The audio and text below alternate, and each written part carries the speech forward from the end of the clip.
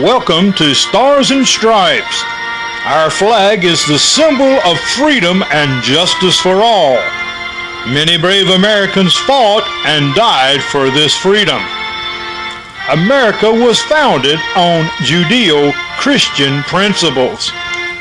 When we allow our Constitution to be destroyed and God is taken out of America, there is and can be no freedom.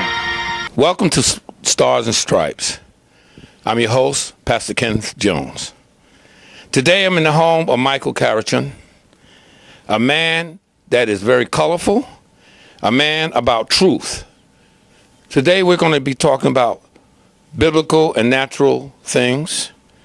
We're going to talk about events, how it affects you and I in our communities, our households, our churches, and in government. Mr. Michael Karachun, welcome to Stars and Stripes. And thank you for having me on, Ken, and it's a privilege to be here. And I'll just give a short bio of myself. Don't want to take too much from the program, but I've been around, involved in a lot of things in my life. I've been a policeman.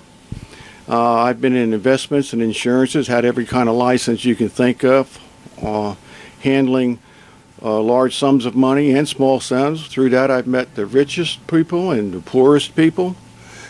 And I had to deal a lot with the military people because one of the companies that I represented was one of the principal insurers of the military people. And when they got out, I was one of the people that handled them. And so, plus the fact I've been in politics, I've been in presidential elections and senatorial and local, and I've traveled a lot up and down the East Coast. I've lived up north, and I've lived down here. I've gone through both types of school systems, and I was fortunate enough to go to one of the 10 highest rated high schools at the time, which doesn't sound important now, but it was very important. And went to New York College of Engineering, and it's all the people that I got to meet. I got to meet scientists, I got to meet military types, political types, and other types along the way. And you say I was colorful. Well, some of them were extremely colorful.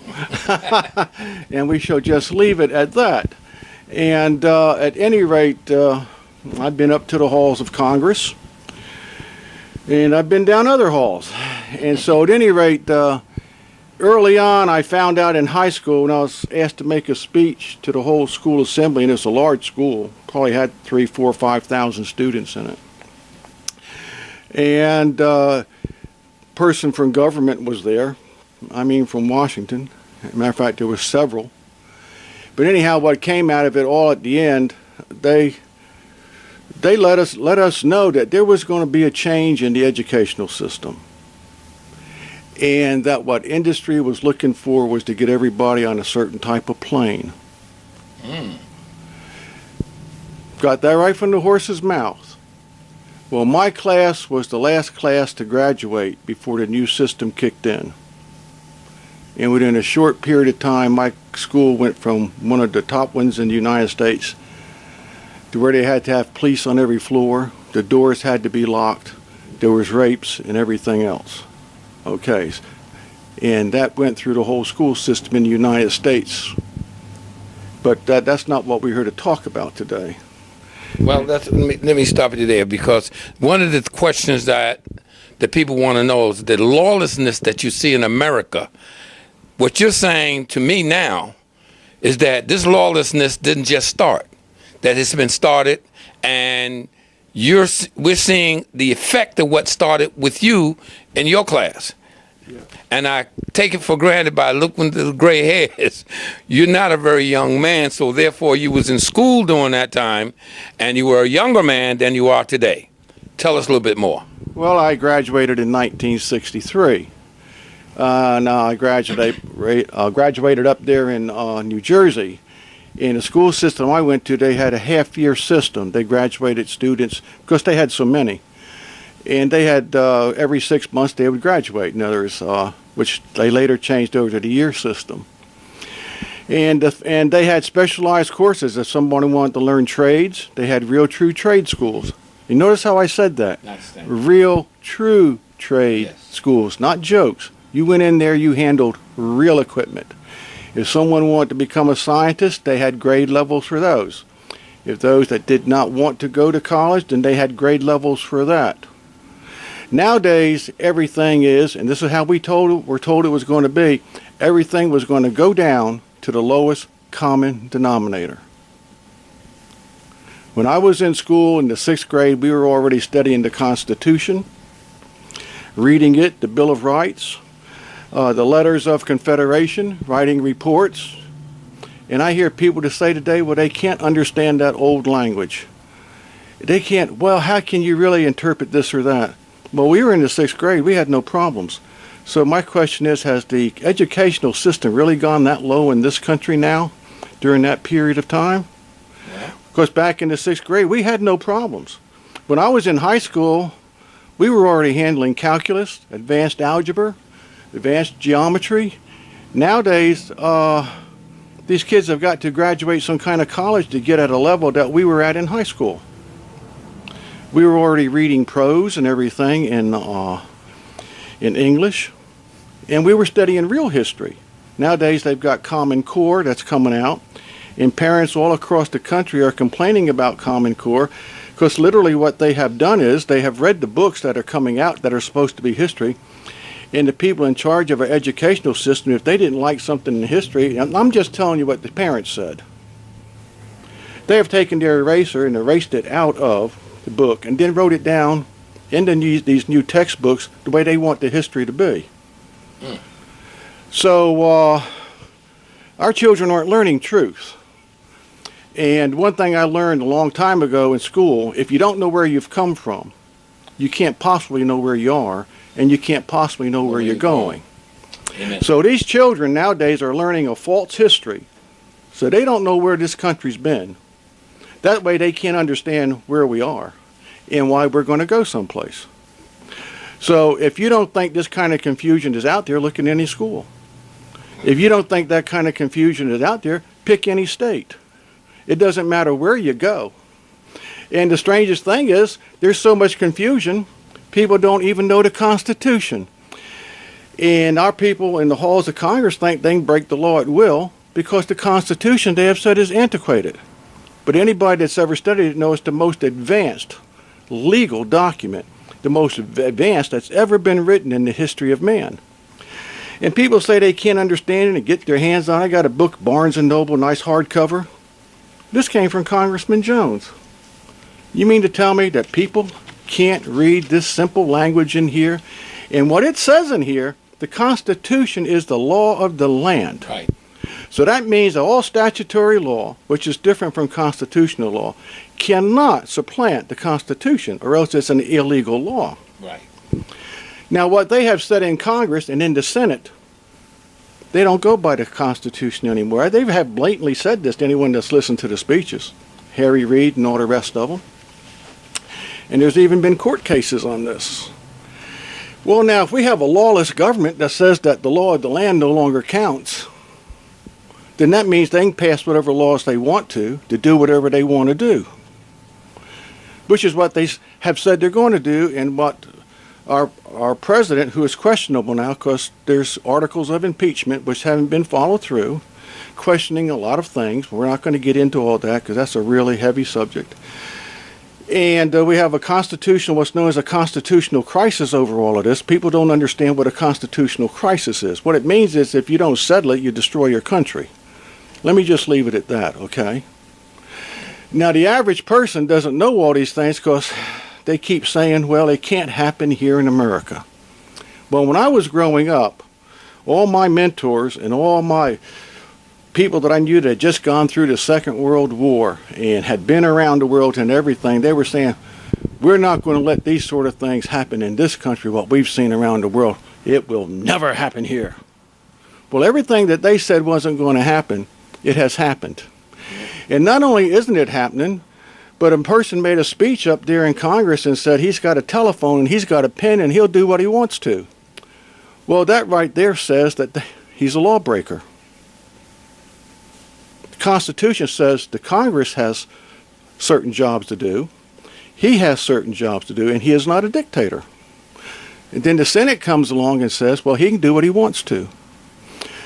But you and I have to obey the laws that they say they're passing. But they say they don't have to obey the laws. They say we have to obey all these gun laws.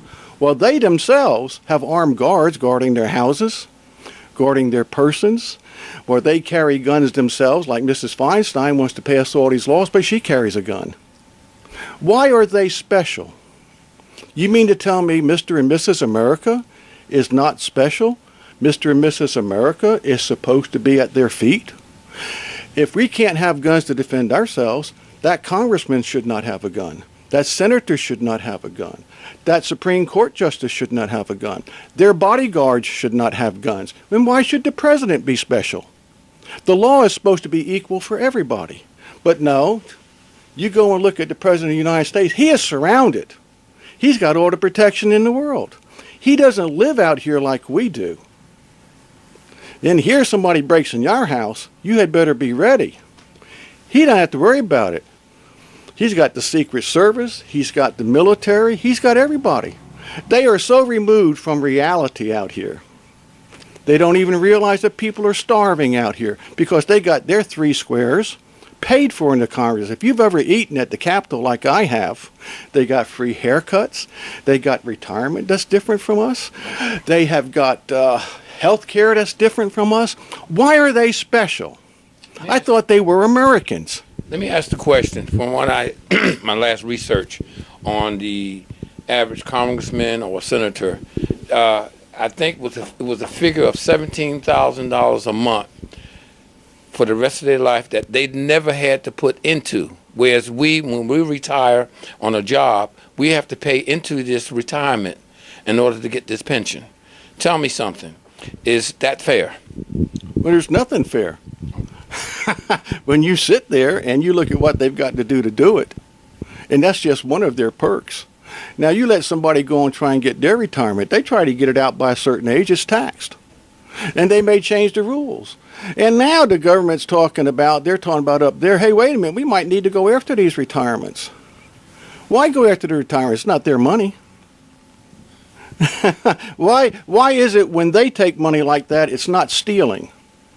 But if you and I take money like that, they put us in prison. Why is there this double standard? I think Americans need to be asking these questions. Why is it, can they set up plans where foreigners can come into this country and get all kinds of deal to buy houses and get all kinds of perks from the government and basically get grant money and buy a house, and yet Americans can't get the money? Matter of fact, their houses are being repossessed.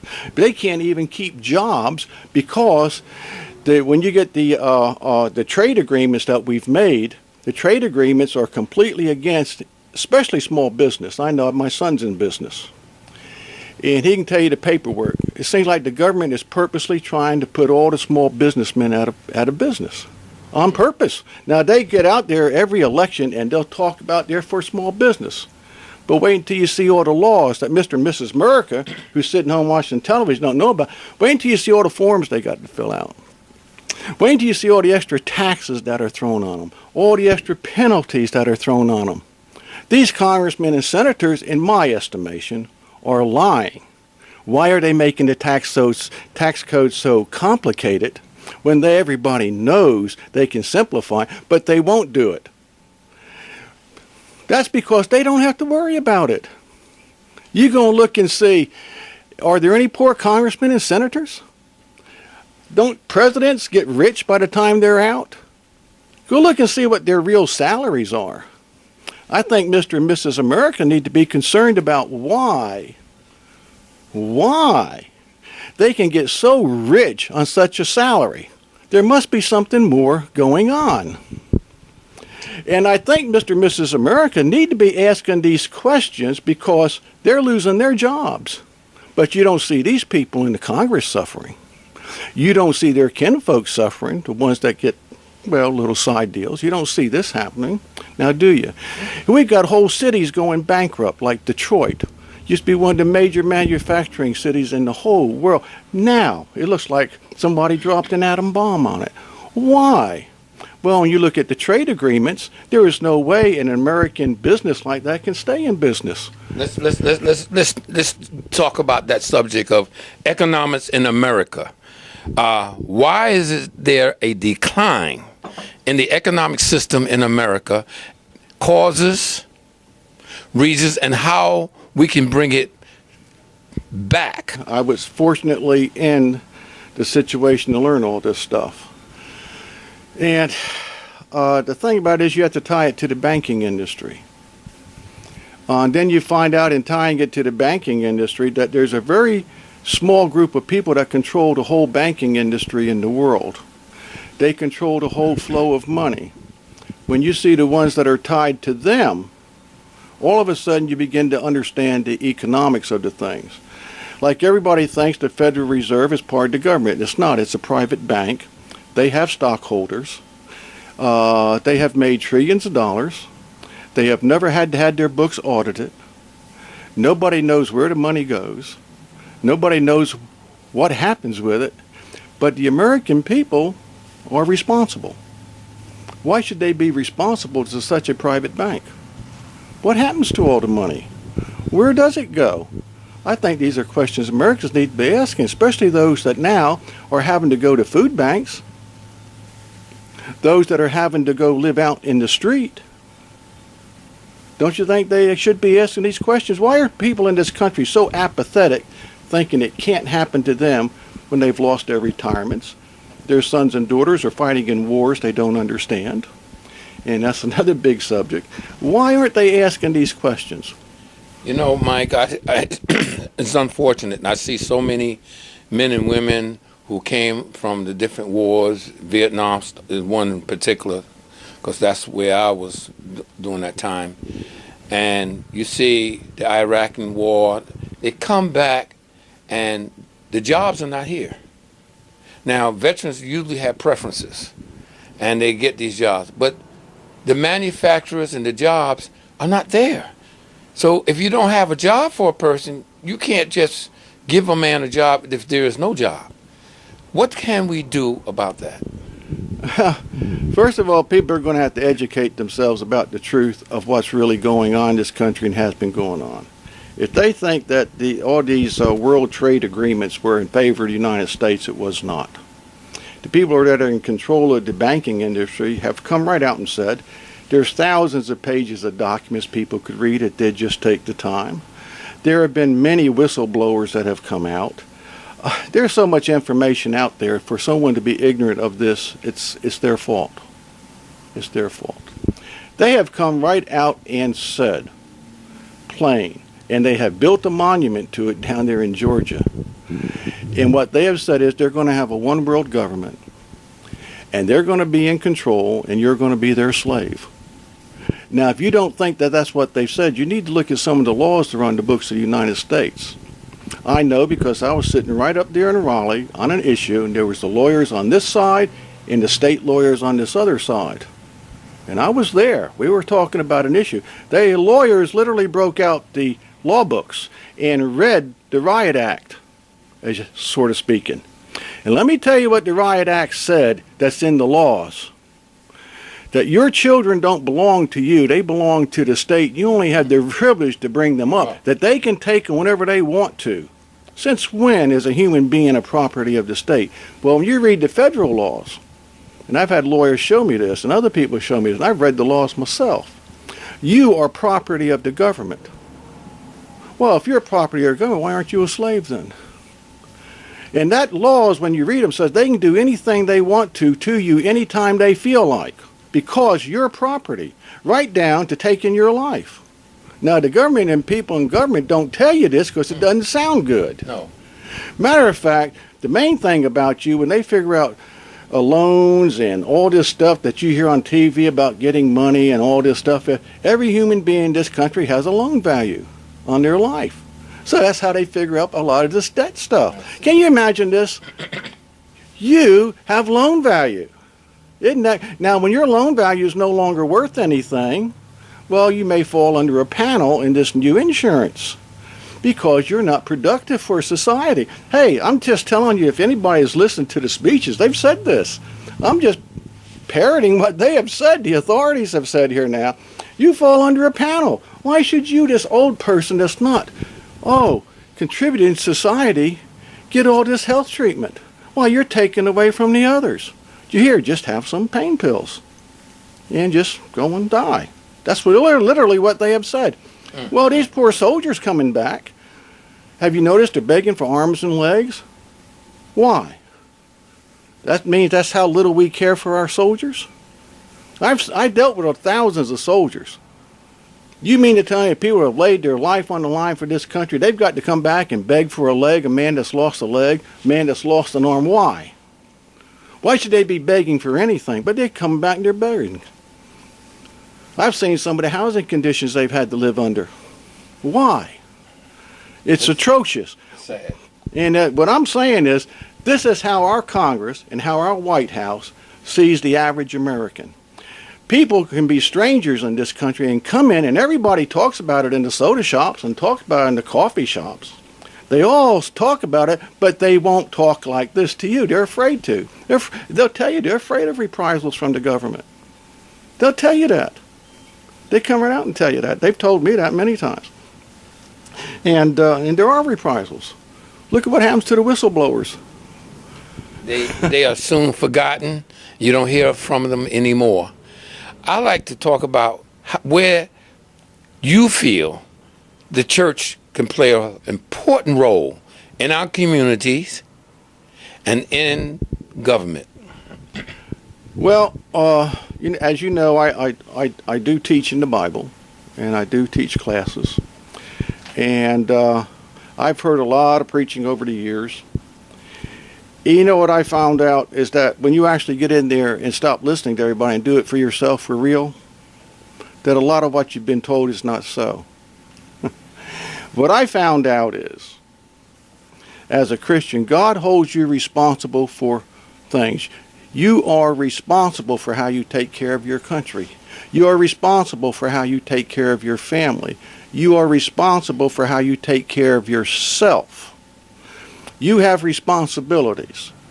If people took care of their responsibilities like God said that they were supposed to, we wouldn't have these problems in this country now.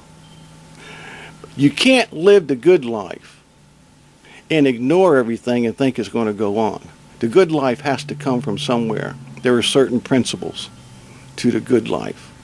And what I found in the Bible, it just puts the principles down. If a farmer wants to have crops, he's got to have good seed, tend the soil, bring it in, and do all the things. If he just buys the seed or just props his feet up and does nothing, what do you think is going to happen to him? Well, the American people have taken their feet, got a bag of chips in this hand, got their favorite drink in this hand, propped up in front of the TV set, and just let the world go by. And they've done it too long. Well, the Bible will teach you that if you do that, the wolves are out there to take advantage. And the wolves are taking advantage. They have stolen this country blind. We are the biggest bankrupt country in the world. China wants to call in the debt. If they call in the debt, if they think things are bad now, do people remember how much food cost 6 years ago? I do. Go compare the prices today to just 6 years ago. Well, they're saying it's going to get 100% worse in the very near future. How about fuel? Do people remember just what fuel was not too many years ago? Well, they're talking about in Washington, D.C., in the halls of power, you should be paying 2 and 3 times as much. Of course, they don't tell you there's so much oil in the world that the earth is floating on oil, and that the earth actually, through geological processes, makes new oil all the time. Mm-hmm. Very true. So what you have to look is see what the agenda of people are. And it always comes back to the same group of people all the time. They're hungry for power. They want to control everything. And they have said they do. See, here's the thing. They have said they do, but nobody wants to believe them. But I think if you look and see everything that's happened, and they've done everything they said they're going to do so far, why shouldn't you believe they're going to finish the program? They have done exactly everything they said they're going to do. Well, if they've done it up to this point, don't you think they're going to want to go to the end results that they said they want to get to? And that end results is, and they have broadcasted it, they have I've listened to him on the Charlie Rose show one night, one man saying where the jobs were going to go, Henry Kissinger. All you had to do is listen to how he answered the question. He said all these jobs were purposely going to be taken away from this country on purpose. I listened to the show, and my wife was here. I said, "Do you realize what he just said?" And she said, "No, well." And I said, "Well, you're the average person. You don't really listen. He just said all these jobs are going to leave the United States. He just said so." And so at any rate, they're going to have to start paying attention, like real quick. Things are moving very fast. And they're moving very fast in every direction. And they better get back to the basics. And the Bible's very basic. It says you can't live by a lie. If you live by a lie, you're going to have the fruits of a lie. If you live by the truth, you're going to have the fruits of the truth. If you live by the lie, what have you got? You got deception and everything that comes with it. Tell me we haven't seen deception out of Washington, D.C. Matter of fact, every night you turn the news on, anybody knows what's really going on. If it ain't one lie, it's one lie piled on top of another lie, and they lose track of the lies that they've told. And so now all of a sudden they're stumbling over this lie, and so they got to tell another lie to cover up where they've stumbled over. And it's gotten so bad up there now right now, they just said, we don't even care whether you believe us or not anymore anyway. We're going to do what we want to. This does not sound like constitutional government to me. This sounds like we have a lot of criminals. Isn't that criminal activity when you say, I don't have to obey the law? Well, then if that's the case, why aren't the people, the senators and the congressmen and the president and the vice president, why aren't they criminals? They've come right out and said they don't have to obey the law of the land. But they tell us we do. And then they say we can make up whatever law we want to that can violate this main law, and you have to obey it, but we don't. Now, they've come out and said this. If you got ears to listen, if you just listen to them, and tell me, or is that not what they're doing? When they borrowed all those trillions of dollars, where did it go to? It's supposed to stimulate the economy. I trust you enjoyed today's program. Please contact your congressman and let him know you are displeased with our Constitution being butchered. More executive orders came forth in the last 4 years than ever before in American history. Remember to pray for America. Be strong and of good cheer. Remember, America is worth fighting and dying for, as is Jesus our Lord.